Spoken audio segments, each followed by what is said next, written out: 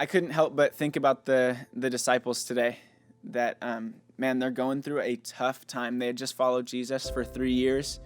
They had seen all of the great miracles and all of these great stories that they heard from Jesus and the lessons that they had been taught, all the laughs that they shared that we don't read about in this book, all the meals, all of the good times that they had as friends over the last 3 years. They had just shared all of those things, and all of the disciples had stepped out of the lives that they were living to follow this guy named Jesus, to devote their whole life to him. And they left all that they had before to do that, and then they hit a very hard time, and he died, and all hope was lost for them. One of my favorite chapters in the Bible is John 21, and it talks about what they did at the end of these 3 days.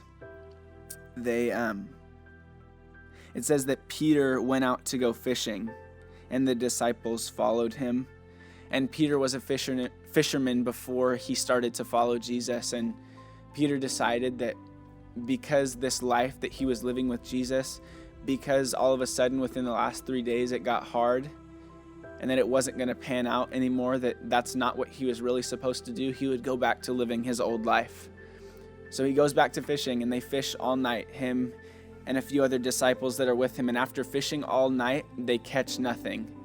And I think that they caught nothing because they were never supposed to be fishermen. That wasn't the job that God had for them. If he wanted to bless them in being fishermen, he could do that. Because the very next morning, they see someone out on the shore, and it's Jesus, and he yells to them. And they don't know that it's him, but he yells to them and he says, "Hey, have you guys caught any fish?" They're like, "No, we haven't caught any fish." And he says, "Throw your net to the other side of the boat, 8 feet the other direction. You'll catch a bunch of fish." And they threw their net on the other side, and the net filled up with fish, so many that they couldn't even pull it in. And finally, Peter, knowing that it was Jesus on the shore because he had done this before, he put his coat on and jumped into the water and swam to go see Jesus. And he got there and realized that Jesus already had fish cooking for them to eat. If Jesus wanted to bless them in being fishermen, he could do that for them. He could give them all the fish they ever wanted, but that wasn't the calling that Jesus had for their life. And they got back to shore, and Jesus talked with Peter, and it's in John 21, we see that Jesus restores Peter, and he asks him 3 times, "Do you love me?" And Peter says, "Yes, you know that I love you." And Jesus tells Peter, "Feed my sheep.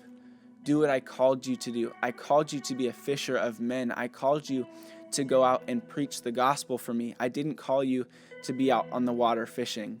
If I wanted to do that, I would have done that a long time ago, and you would see that prospering, but that's not what I called you to do. That wasn't the life that you were supposed to live." And then later on in that chapter, one of the final things that Jesus says to Peter is he basically tells him that it's never going to get easier. That he never said that a life following him would be an easy one, but it's the one that he was supposed to live. Jesus tells Peter that one day he's going to be crucified just like Jesus.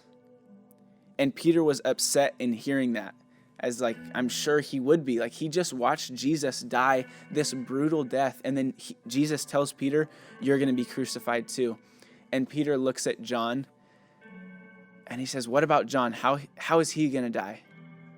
And Jesus tells Peter, "You have nothing to do with John. If I wanted John to live forever, he would live forever. I'm talking about me and you, Peter."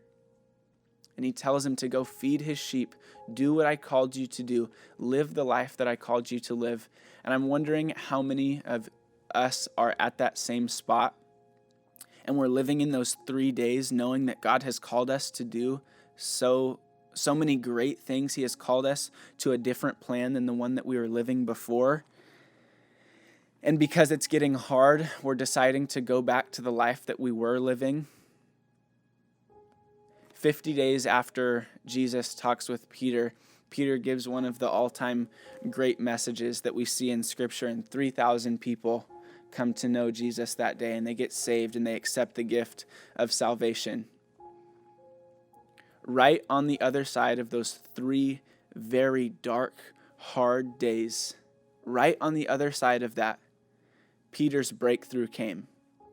And he found out that it wasn't ever going to get easier, but it wasn't supposed to get easier. He was supposed to step into the life that God called him to live because God was going to bless him in that.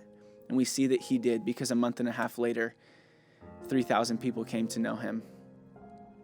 So I just want to encourage you guys today that if you're in that 3 days, or maybe it looks like 3 months for you, or 3 years, or however long it is, that there's dark times and you're thinking about turning back and going back to the old way that you used to live and going back to the plan that you had for yourself, I just want to encourage you that there's breakthrough right on the other side.